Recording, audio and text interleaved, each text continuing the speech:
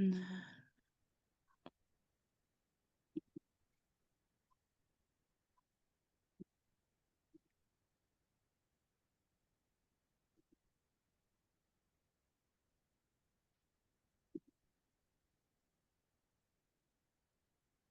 Hello, can you hear me?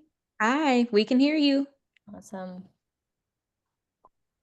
Hi guys, Thanks. Debbie. Hello. Hello. Hi Kayla. Hi. Trying to promote the panelists.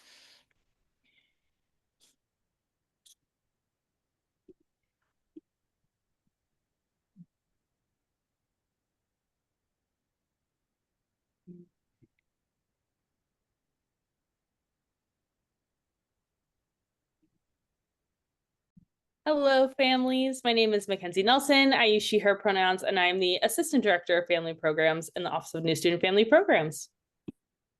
Alrighty. And tonight I am joined by members of our Parent and Family Council. So they're here to discuss how you can support your student in their GMU transition and their overall GMU journey. Our panelists will answer pre-written questions as well as any questions you may have.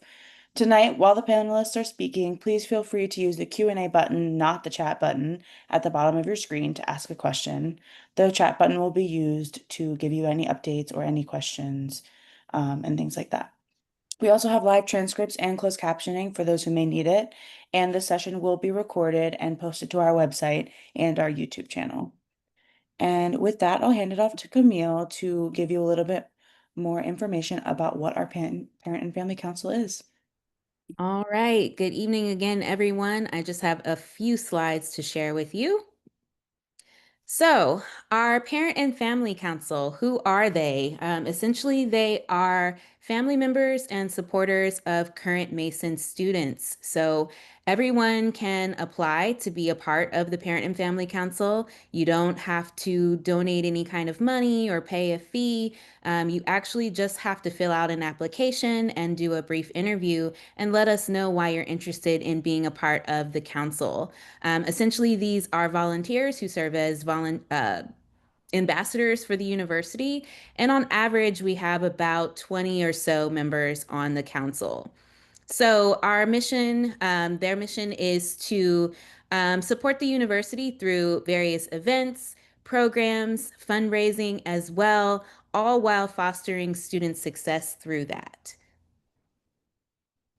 A little bit on what the Parent and Family Council does. So, as I mentioned, they do serve as ambassadors for George Mason, as well among the parents and family members of undergraduate students. They also represent George Mason families to the Office of New Student and Family Programs and the larger George Mason community. They serve as an ongoing forum for building and maintaining a strong bond with the university. So they are letting us know what they're hearing from family members and supporters all across the country. In Mason Family Connection as well, they're engaging with families as well. They distribute the Parent and Family Fund and they work with fundraising as well.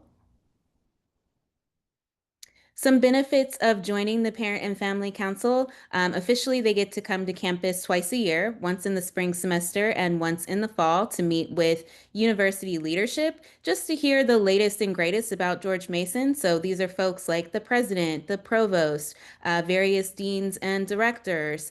So they just get a pulse of what's going on. They also get to attend Family Weekend free of charge. They have the opportunity to impact and influence family programming. So they are hosting this family support series tonight, just as an example of that. I'll talk a little bit about our events, I think, in the next slide. They also get to meet, bond, and share stories with other George Mason families. So you will see them out at all of the events that we're doing. They're out mingling with families, getting their stories, getting to meet with them. So it's a really great group. They also get to better understand like all of the resources that are available for George Mason students, including your own student. So that is another really good benefit is you just have a good pulse of what's going on at George Mason University. You get information directly from our George Mason University campus partners. And then you also get to be featured on our family programs website. So these are some really great benefits of being a part of the council. I just want to share a few expectations as being a council member. So, of course, I mentioned the spring and the fall parent and family council meetings. Those are required. Typically, the first day is a full day, about 8 to 3:30 or so, and then the second day is like a half day. So those are our planning meetings and the opportunity for the council to hear from leadership. They have to participate in a minimum of 2 volunteer opportunities throughout the year. This is just not an all exclusive list of events, but just some examples. So you'll see our council members out at orientation. You'll see them at family farewell. So while our students are moving in, we are mingling and engaging with families. Family weekend, which is our opportunity, our big weekend for families to come back and visit their students and engage in a wide array of programs and more. So you'll also see us at things like homecoming. In the past, we have attended a Mason basketball game. So really fun volunteer opportunities available. Council members also have to serve on 1 council committee. So we have 2 committees right now, that's programming and communications. You have to provide input and contribute knowledge of your students' experience to inform university practices. So we want to know what's going on with your students. That helps us better inform our programming. And then representing the interests of all Mason families and engaging with other families to also support our university efforts. So again, just knowing that these council members serve as ambassadors. So you are representing George Mason.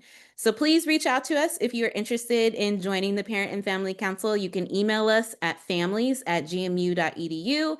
You can also email myself. I help work with the Parent and Family Council. So my email is cclark62@gmu.edu. I'm going to stop sharing my screen now so that we can get to our panel. Awesome. Thank you, Camille. So before we ask our first question, will our panelists go around and just introduce yourself and tell us maybe what year your student is and what their major is?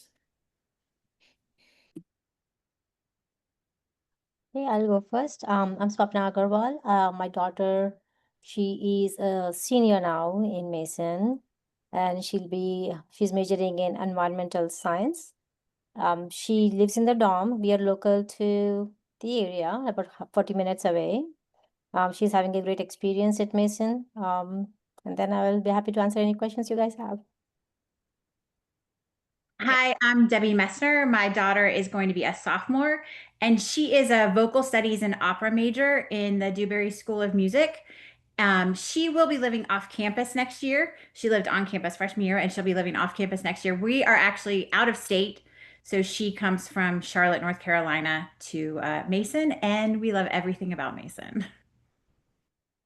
Hi, my name is Sharice Taylor, and my son is a senior. He'll be graduating in December. He is a computer science major, and he has lived on campus all 4 years and will also be living on campus his last semester this fall. I live in Stafford, so I'm about 40 minutes away, 45 minutes away, and he's been in the dorms the whole time. Hi, my name is Carol Brown. My son is also graduating in December. He's with the Schar School of Government and Public Policy, and he is a commuter student. And we live as far away as Springfield, Virginia. So it's only about 8 miles down the road for us. Awesome. Thank you. So the first question is, how did you help your student prepare for the upcoming transition to college? I can go for that. So my daughter, she was very nervous about college. So we used to have conversations about what college is like and why she's excited about college. Like, what is it going to bring to her? Like, why does she want to go to college? She used to say, "Oh yeah, I want to learn. I want to, be independent." All the stuff that they know about going to college, but also why she was very scared. So like, how is my roommate going to be? How am I gonna? What kind of support am I gonna have? Um, what about financial things? So it was a lot of conversation saying it's gonna be okay. And then we are there to support you, and the college is there to support you. There are a lot of resources. And then, of course, not everybody in the same situation as I am. We're local again, like 40 minutes away. So I said, home is not too far away. And you can always come home, or I can come visit you. I think that was good enough for her. Regarding roommates, she was like, she did not want to choose a roommate. She kind of said, maybe she'll be my best friend or my worst nightmare. I don't know. I'm gonna jump with it. Uh, and she did not put any effort into looking for one. She got matched. It was an okay experience. From that perspective, that person left her within the first month. Maybe she moved out of the university, or maybe she found another room. I don't remember. I don't know. We don't know. Either way, she was alone, and she loved it, which is not good for us because then she did not want to share. But still, it was like the transition period, right? Like, did I do something for her to move out of the room? Was her question. A lot of self-doubt, these kids.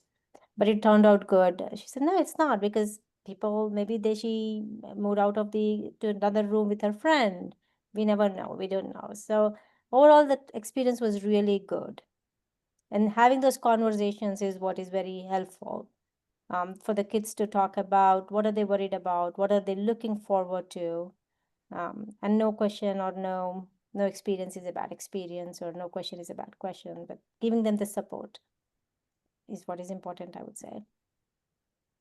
So my son he's a twin, and so they have an older brother and there's a younger brother under them.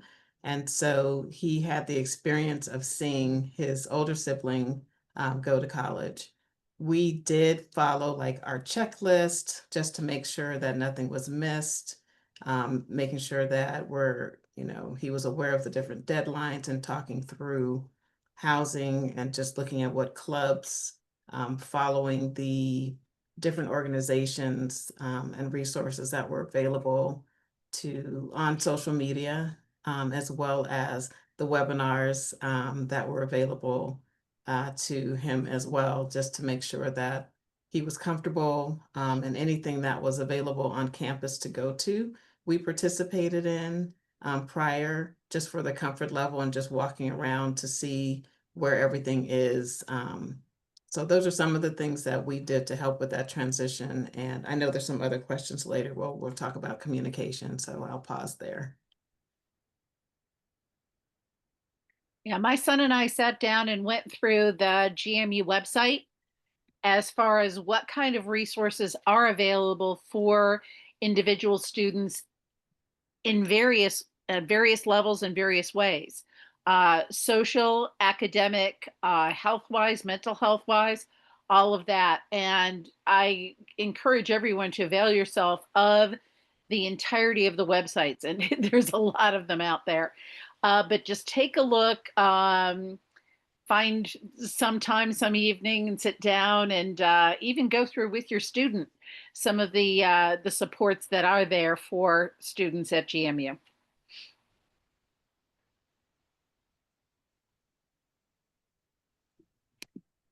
Alrighty, thank you.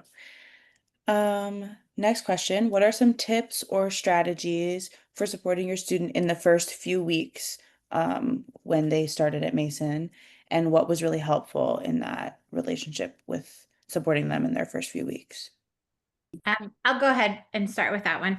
I made sure that she did not stay in her room. If you have to get out of your room, you are not going to meet anybody new or find out anything else new about the campus. If you are in your room, I need you out of your room. So that was one of my biggest things. And also because we are further away, for probably the whole first semester, my phone was not on any do not disturb or silent, and it was you call me at whatever time you need to, and the volume is turned all the way up, and I will be answering that phone call. So those were ours. I had asked my son how he wanted to communicate. I know some families kind of organize, oh, we'll talk on Sunday or, once a week just to touch bases. And so I asked, what method he wanted to use, kind of a parent checkup, is he still alive? He's not stuck in the room. And so we decided that for him, he said, just text me and, I'll get back to you when I can. And I was like, all right, so that's worked. Sometimes you're waiting for that text, like, and then a day go by and he says, oh, sorry, I was really busy, mom. And I'm like, oh, okay, great. But that was our, touch base of just having that communication and whatever works best for you. It's really what works best for your student. For me, with the commuting, it was asking my son in the first couple of weeks, what new resource did you discover?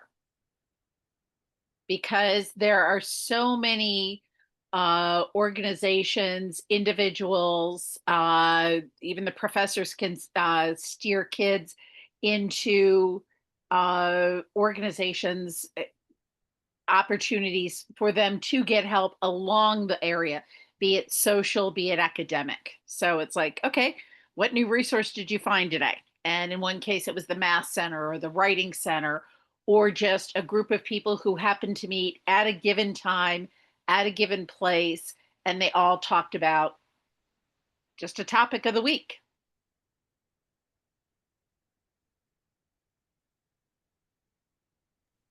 Yeah, my family has a family Zoom call every week, and it makes me, if I log on, I say I know I talk to them at least once a week, and I call my mom more than that, but I like the family Zoom call. Um, cool. Next question. What was your students' social transition like? How did they make friends? Did they make friends quickly? Did it take time? Um, can you talk a little bit about how they found their community?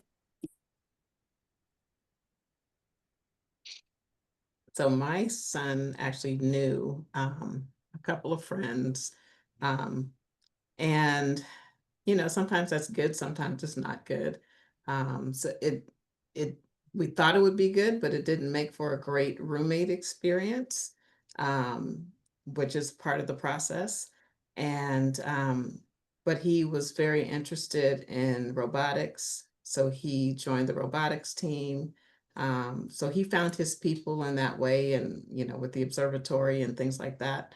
And just taking advantage of those opportunities where they have the tables out where they can go to and see what different groups and organizations are available for him to participate in. He's the type of person that's really um, okay with going to the theater by himself, or are you going with friends? Oh no, I just wanted to go because it was interesting.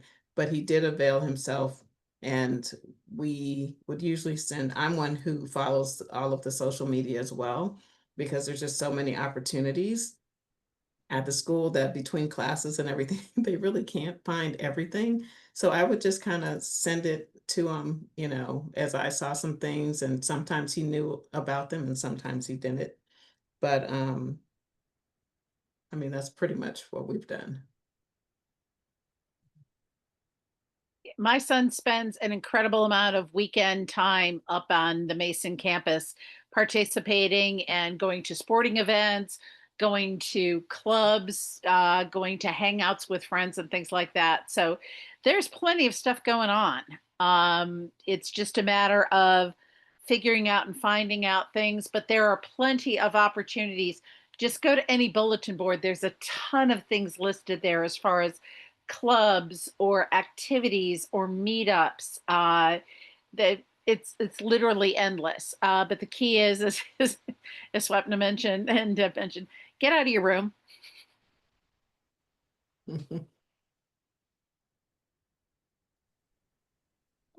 So for my daughter, it was a very unique experience. She probably didn't know many people, but she was open to just walking around her dorm. One of her best friends was, I think he just came out of the room and she was walking there and they said hi. and they've been still friends. Like and then, you know, that person's friends became her friends, and her friends become their friends, so they form a group. So very unique way, I would say. It's not like I know somebody, I'm at this event, but just in that dorm, just walking around, bumping into people was our experience. And that's a great experience. And then, of course, like what Carol just said, a lot of events, and not even just within Mason. This Fairfax Old Town, I think it's like a mile away. And there is a shuttle service, and they walk there. They just find some events there. There's a farmers market there. I'm just trying to give a little bit more intro into what else is there, not just what is there with what Mason does. So lots of things for them to just figure out by themselves. And if they're not in the mood to go with friends, they can go by themselves. It's a very safe area. Um, yeah.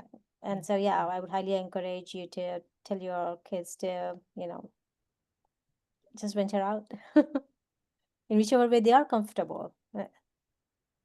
Like all their experiences are different. So yes, anything that they are comfortable with, other than staying in the room. Yes, don't stay in your room. Um, what surprised you about your students' college transition? Hmm. I think the challenge was helping him learn how to ask for help. And so, you know, and for some people that's easy, and for some people it's not, because you're just, you know, everybody's working hard and doing their thing. But just having the stepping out of the comfort zone and asking for help, talking to the professor to, you know, say, hey, I'm struggling with this. So you don't feel like you're by yourself. So I think there's a lot of resources as well, with the oh, I can't, was it coaches, the coaches at Mason that kind of touch base where they can go and learn different skills that they may be missing.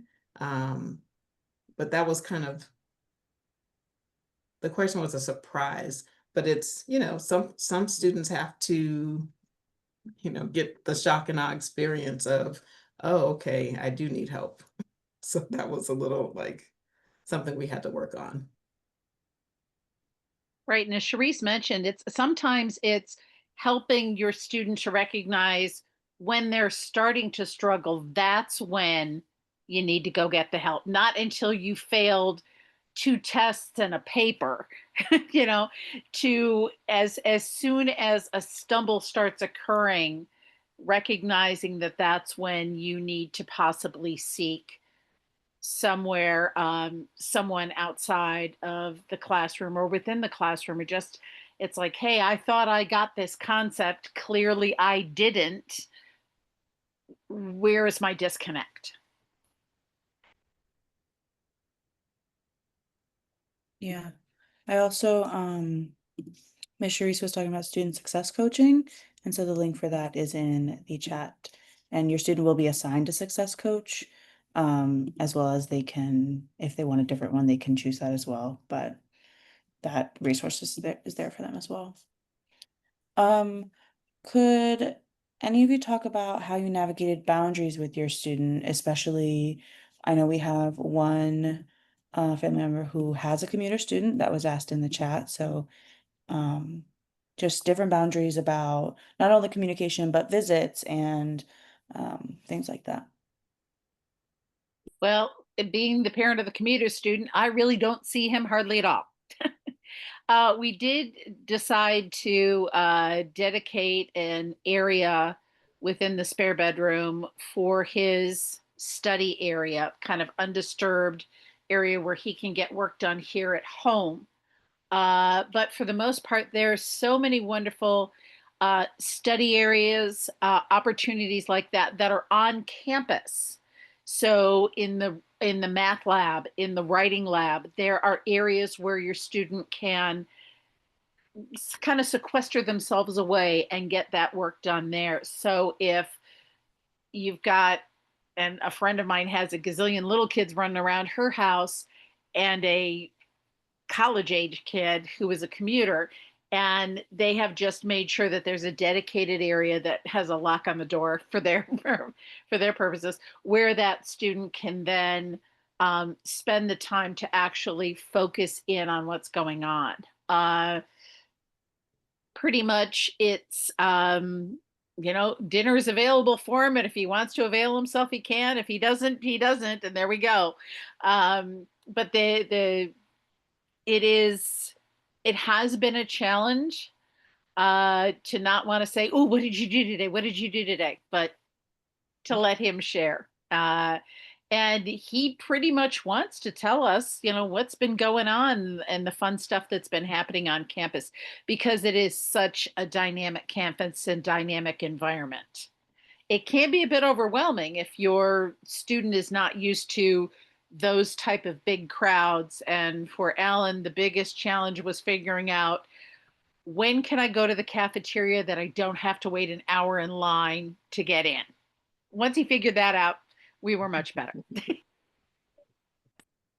For me, I think most of the places where I was coming from for the boundaries piece was safety. Kids just heard from a lot of parents, just the knowledge kids are going to drink no matter what, they're going to figure it out. So that was very important for me to set some boundaries around that. Um, I never said do not drink, because it's like one of those things where they may or may not listen, but the boundaries around that were, if you decide to drink, I need you to be safe. You do not drink from an open cup, do not. Make sure you're with friends, and make sure you're in a safe place. Make sure you can come back safely, and share your location. Those were some of the boundaries which were very strong, and sharing on the location sharing, like. But most importantly, like, we are far away, so make sure you are with friends. Make sure your location is known, and also there is this app. I don't remember now. It was told to us. Um, some safety app where you press a button and then you can help. That is there in Mason as well. So those were for me very strong boundaries that you have to abide by, and they're usually fine.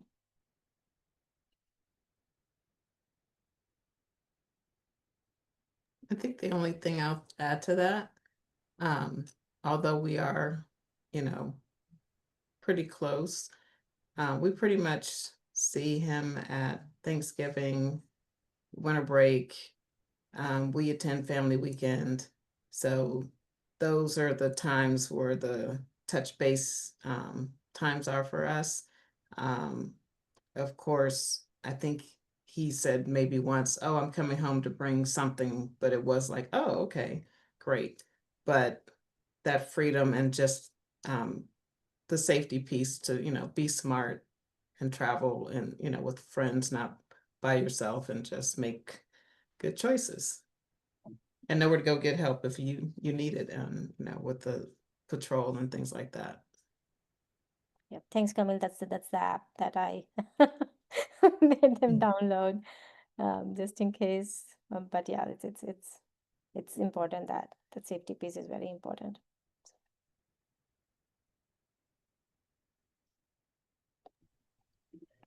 So yeah, safety is a big one. So there's a lot of resources on Rave Guardian and our risk safety and resilience office, or campus police or anything like that. Would be happy to talk to anyone as well.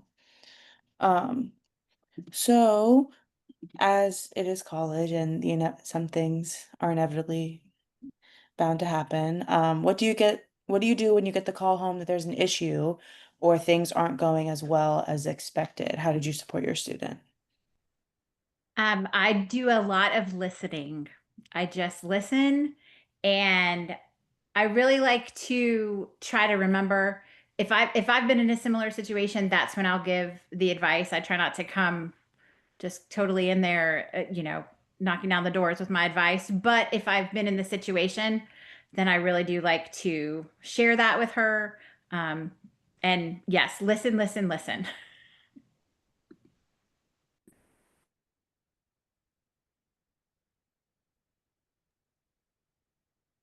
Okay. For me, I would say if I got one call from her saying, Mom, I need you to come right now, right now. I need to see you. So I did go meet her up. It was the first day after I dropped her off. So I was in a situation where I could go. So I felt happy that she had the courage to call and say, I need you. So I think that's the kind of support. I was just trying to say that that's a kind of support to Debbie as well, right? They're there to listen, they're there to support. Really, if they feel that comfort, I think half the problem solved.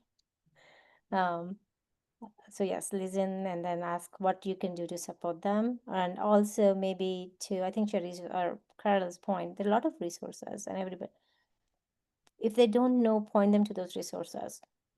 um, there is this there are a couple of things that I learned as a parent and family member that I would like to share here. One of these was the dog. I think um, they have this, I don't know the exact term for it, but they have this, I think the therapy dogs where you can go pet them, just talk to them. That's a great, I think, stress reliever that Mason offers. Um, and because there's nothing better than petting a dog if you are able to, like if you're a dog person or a pet person. That's calms you down. And then there are really good opportunities at Mason to just connect. There is I think wellness center, not the wellness center. There's a specific place I forget. It comes with the mental health, but it's not doesn't have that, like you don't have to have a psychologist, right? You just go talk to somebody. There are those resources available. So I would highly encourage you to talk to your kids about availing those resources.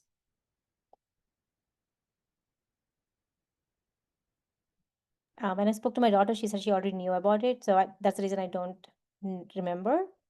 But yes, I would highly recommend that you know about those resources and talk to your kids about it.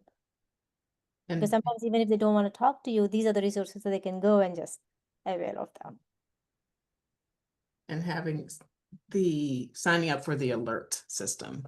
Yeah. So that you can get the notification that something's going on, and maybe your text to your student is, hey, did you see that alert?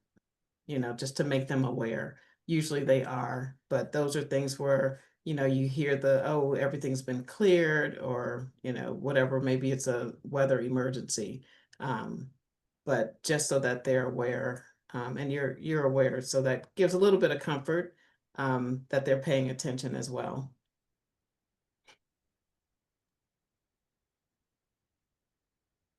Yeah, and getting back on the alerts, Fairfax County, where George Mason is located, has an alert system that anybody in the country can sign up for. And it deals with everything from closures to weather alerts to traffic alerts to things like that, to emergency alerts along the way. So it's called Fairfax Alerts. I can put the information in the chat if you want. It is, and you can customize it so you get only various types of alerts that you want. It's a great system to have for parents. And I also encourage students to get it on their phone because it does have really good weather alert system, the warning systems.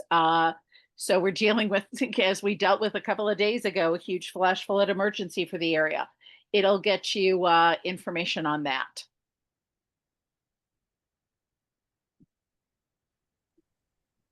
Awesome. Thank you, guys. Alrighty.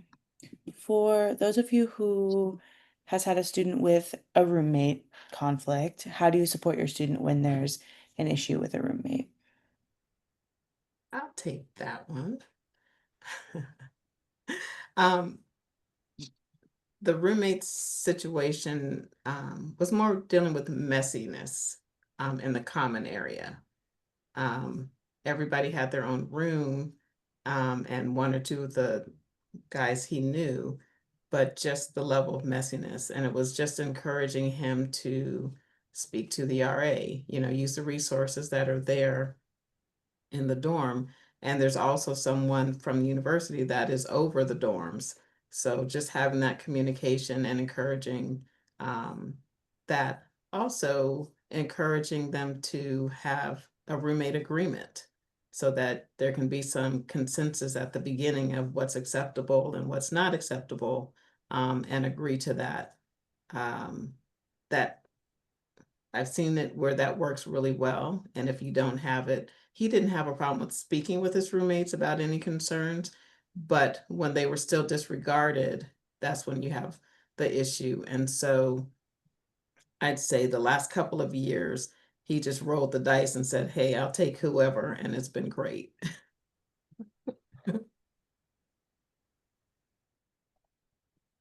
Yeah, I think if you do know the person, which my daughter did meet her roommate before, and so they were good friends, and so that was a little maybe trickier to navigate there, but just kind of always a quick reminder that everybody has stuff going on, and everybody's having struggles, so you need to give grace, but most importantly, don't let things go on and on.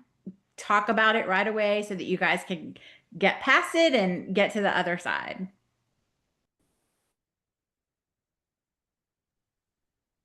I remember when I was having roommate conflict, my mom came for lunch and she brought my dog, and that was like literally made everything better. So, Just a little bit of listening and love. alrighty. How do you encourage your student to seek help? And what is your favorite resource you or your student have experienced on campus?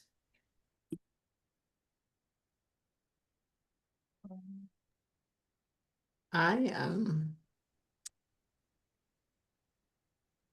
asked when I was on campus. I think I shared the story before. We had not been into the counseling space where they can go in the career center, and get advice. And so I asked him to show me where that was so that, once we were in, I could say, I said, oh, is this where you sign up to, meet with an advisor to go over certain things? And they were like, oh, yes. I said, great, go over there and sign up. And so it was just getting in the building, sometimes it's just getting through the door, because everybody's so positive and welcoming, um, that, he knew it was a benefit, but it was just a little nudge that he needed to, move forward and make sure that he's on track with, you know, my thing was I don't want surprise. I'm not a surprise person. So I don't want to be the parent that has all the relatives that come in from out of town, um, and then realize that you're not walking. So I just wanted to make sure that, he got in there, and get the extra advice that he needed. Yeah, that's a great story. A nice way to nudge too. For me, couple of things helped was like my daughter was looking for research opportunities. She did not know, she tried, but she did not know what to do, where to go. So as being part of this council, I was able to get the contact of Oscar. She knew about Oscar, but having her, say message this person, email this person, they're going to give the support you need was a huge help. I had to nudge her a little bit more to, communicate with that person who is part of Oscar, but she did it, and then she went off to figure out, which research opportunity she needs to get to. But it's just more about like what Cherise was saying. It's showing them the way, right? Here is a person. This is what you can do. Even they don't know, they know it, but they just need a little nudge.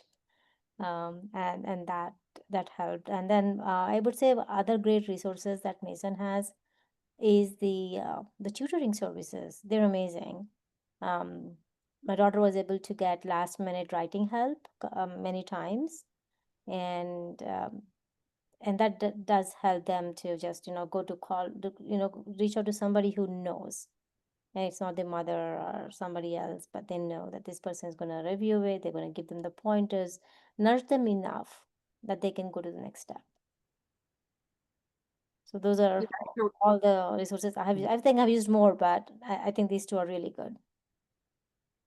Yeah, it does take a lot of courage to initially step forward to know that you need help and want to seek help, be it for academic, social, roommate issues, and things like that. But it's much better to ask for help than like have to take a class again or something along those lines, because then that's money and we don't want to go there. Yeah, it's not just money too, it's a confidence too, right? So, and then the muscle memory of asking for help.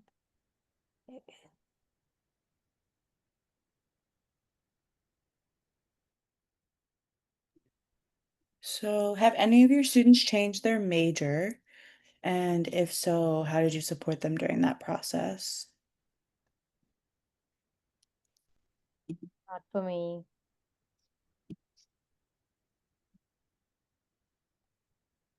Mm. But I was open to it. Like I've asked my daughter if she wants to change her major, it's okay. Mhm. So she did look into it. She looked at all the resources. So she went to career services to say ensure that that is the major she wants. And they have a huge chart of kind of your personalities, your strengths, your weaknesses, and which majors are the right fit for you.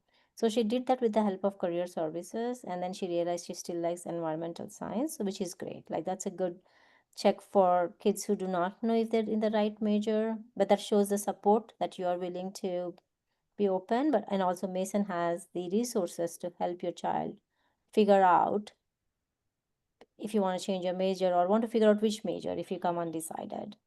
So I would highly encourage, to use those resources that Career Services has. Mason also has a lot of wonderful minors or emphasis within some of the majors. So if you realize your student, okay, I maybe don't want to go directly into this, but this area slightly over to the side looks really good. That is something that's offered. And so many of the areas of emphasis don't necessarily even have to be within their own major. I mean, you can do cybersecurity and not be in a certain area. I've had people public health and take minor in cybersecurity. So there's all sorts of opportunities that are out there. I think what I'd add to that is um, letting them know that even if they don't change their major, if their timeline changes, if they have to withdraw from a course, that it's okay. And that was an issue, a struggle that my son had because he's a twin. And so his brother graduated from his university this past May, and he was concerned about, what will people think because we're not finishing at the same time. And it's like you have two different majors, your path is your path. And so it's just letting them know that life happens and sometimes you may have to drop a course. Maybe you took too many classes. You thought it was interesting, but it took more time than you thought it was going to take. And so if you're off a semester or, by one course and you have to take a class during the summer, those things you want to do early because maybe you can take that undergraduate course at a local community college where it doesn't cost as much to stay on track, but that it's still okay if your timeline changes. Yeah. I had a similar conversation with my daughter as well, because she was thinking that she needs to finish in 4 years, otherwise it's something a bad remark. Then I gave her the stats that 4 to 6 years is a normal graduation timeline for an undergraduate, and it's okay. So giving them not just what I think, but really what is industry standard. She was like, really? I said, yes, it is, and that's fine. Even if you take more time, it is your own timeline. So giving them that support and comfort, like it's okay. Nothing's gonna happen in another 6 months or a year. It's not a end of the world. It's important because yes, if they do change majors midway, it could change their timeline to Teresa's point. So looks like that's a common, I mean, with the four parents here, two of us have a similar discussion. So uh, looks like that may impact more parents or more kids than we may think. Yeah, thank you. We do have a couple of Q&A questions. Um, the first one being any suggestions for meal plans, specifically like commuting versus living on campus, overall experiences with meal plans. From the commuter side, boy absolutely loves the dining hall. And he has the plan for a set number of amount of money that's there for the dining hall. And they're also at the Johnson Center, incredible food options that are there. So having him the flexibility of wherever you want to eat, go eat there. And he absolutely loves it.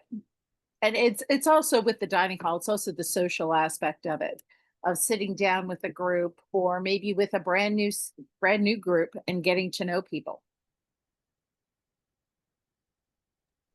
Yeah, we've done the dining hall all this entire time, and he's been fine with it. I think one year his dorm he had a kitchen, and then last year he was like, I don't need a kitchen. I'm just gonna go to the dining hall. I was like, I'm not cooking anything. So it's been a good experience, and he'll have it for this last semester as well. So it just really, depends how much they eat, and snack and all that. You have to really determine, do they keep cereal in the room or have snacks in the room?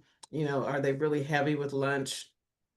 And then they do dinner, and then they want that midnight snack, for studying and all that. So there's, you really have to look at the plan based on your student, because you don't want them starving to death either. You don't want them to feel like, oh, we only have so many, options. I can only eat once a day or twice, 2 meals.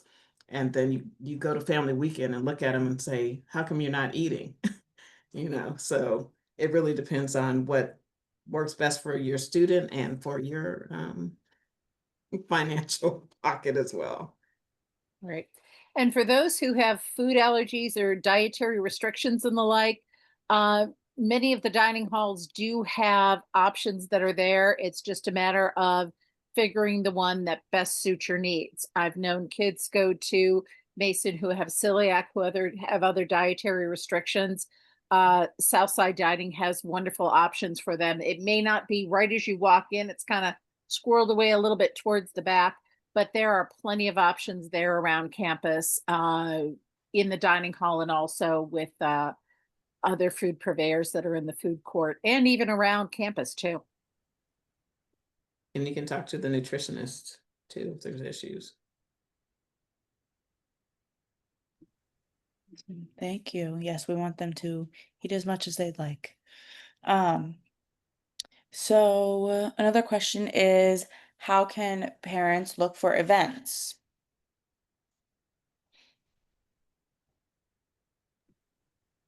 Like Cherise said earlier, there's definitely social media, Instagram, Facebook stuff. There are calendars and newsletters that you can set. The website is just amazing. And there are so many different parts. Carol was talking about that. Sign up for the newsletters.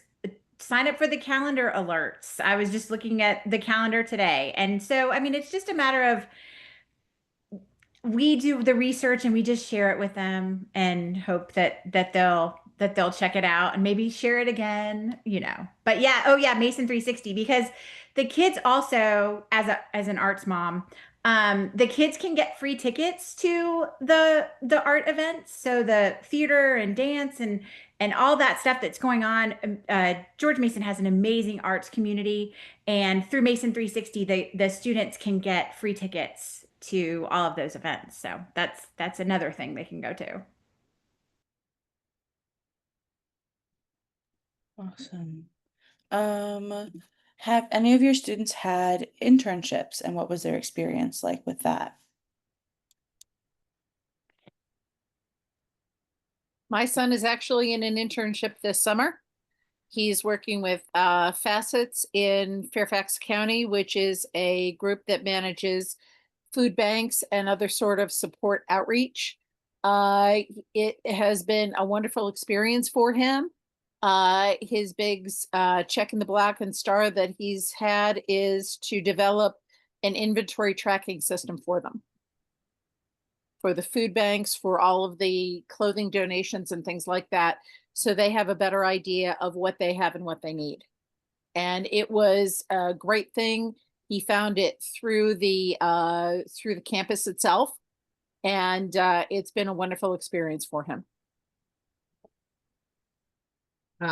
My son has an internship. He actually, a couple of years, started working with a company during the summer, and they kept him on through the school year as well. Handshake is the tool that they can use as well to find a lot of opportunities. It's one of those things where they have to actually go in, I'm like, you have it as easy. It can't get any easier than all of the online opportunities for communication that are available in the Career Center. Handshake is an opportunity, regardless of what year they are, when they have those career fairs, and they should go, because those businesses are going to have opportunities that aren't going to necessarily be on the website, and it's an opportunity for them to get their resume out there. They can go to the centers on campus and get help with resumes, get help with LinkedIn, interviewing, and just all the prep that they need. And so the businesses are there looking for them. And so it's just getting them to go in the doorway and walk in and decide, of the 1 or 2 days, which day are they going. That really applies to their major and interest. But I would just highly encourage you to get them in. I think the first year or so, he said he was busy or he had a class. And I was like, okay, well, let's not be too busy. Let's, walk through the, the fair, and hand out something or get somebody's card, and have those conversations, and you'll learn about other opportunities that are available, and jobs that you wouldn't even know about had you not walked in. So I would just encourage that. And I will be encouraging him to do that, probably starting now. And as school gets in, as he is a senior, and of course with the cuts, his internship is over. So he's got to jump back in and use the resources that are available to him, and there are plenty of them available. We do have a question about parking passes. So, do any of your students have a parking pass? My daughter did. I was actually just on the website earlier today because they did finally release the information. And I think somebody asked about the dates and stuff, and that's what it is. It's on the parking.gmu .edu, I think is the website. And it's broken up by groups. And so the freshmen can buy their parking passes on July 30th. And it has the breakdown of the different costs. My daughter lived in President's Park last year in Madison, so she had a parking pass for uh, Shenandoah, right? Shenandoah is the parking deck right there, and it's just a virtual permit that goes to her license plate. So it's not a tag or anything. But yeah, that's how and then this coming up year, we'll get her a Mason Pond deck because that's where all of her classes are at the art center, and then she's going to be living off campus. So yeah, the parking seems to not be a huge issue at George Mason, which was a relief for us. Yeah, I have a parking pass as well, and I've never had an issue with getting one. And I got mine pretty late, not gonna lie. Okay, so we're gonna move on to our last few pre-written questions. So what is one piece of advice you would give to a parent or supporter in their first year at Mason?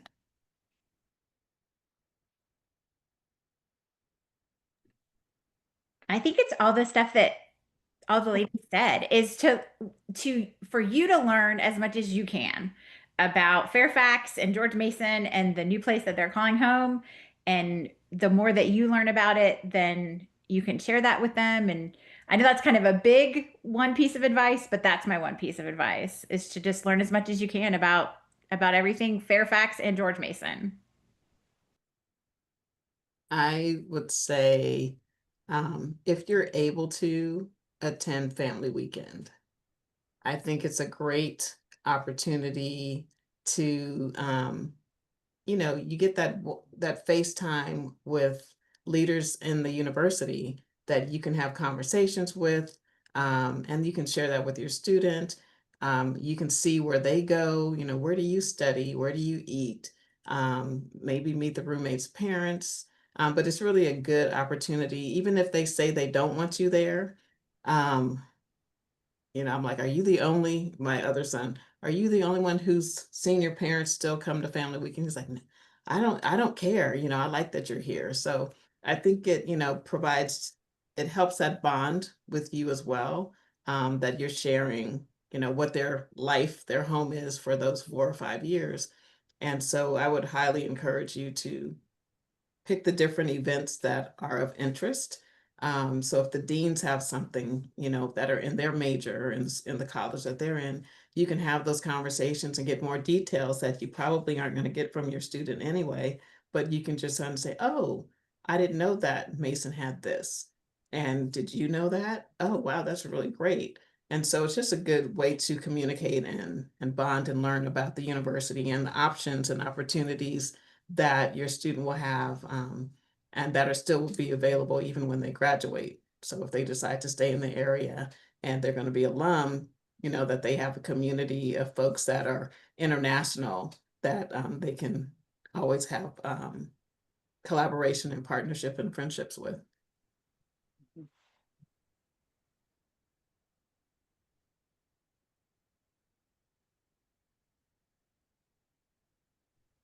All right. And our last question is what is your favorite memory you've shared with your student about their college experience?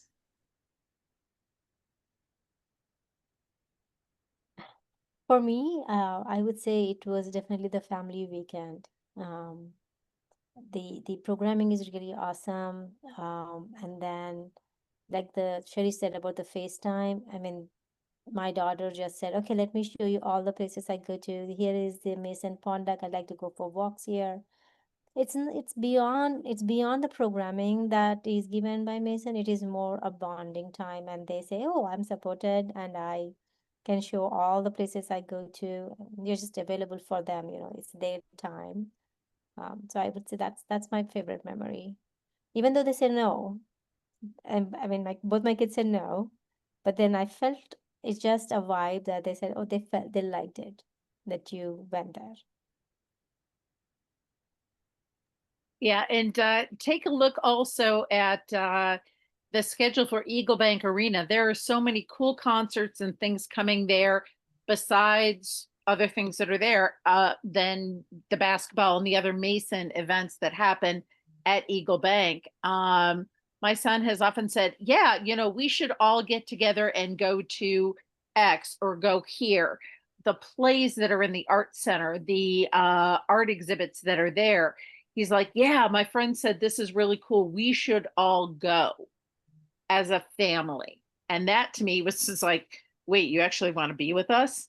Other than us like paying for your dinner ahead of time. You really want to go and show us.